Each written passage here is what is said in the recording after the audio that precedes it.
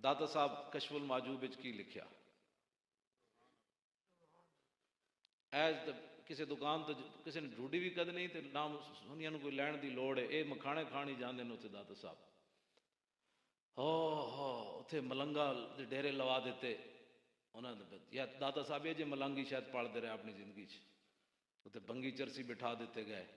और जनाब सरकसा बजुर्गों के दरबार से ला दी गई भाई शायद ये दीन का काम इस तरह ही करते रहे जिस तरह अज उत्थे जाहिर लोग बैठे।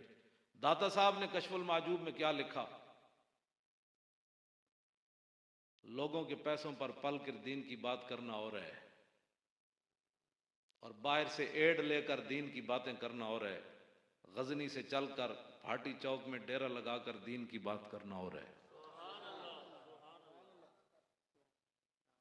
और फिर दाता साहब को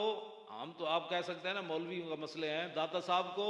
ये पीछे शेर भी इकबाल के लिखे हुए हैं, दो शेर इन्होंने लिखे हैं, सैयद हुजवेर मखदूम उमम और मरकदे पीर संजर रा हरम और खाके पंजाब अजदमे जिंदा गश्त सुबह मा अज मेहरे ताबिंदा गश्त और बंद हाय को सार असांग सेख और दर जमीन हिंद तुख में सजदा रेख आदे फारूक अज जमाल ताज शुद हक से हरफे बुलंद आवाज शुद पासबान इज्जत उम्मुल किताब अज निगाहश खाना बातिल खराब।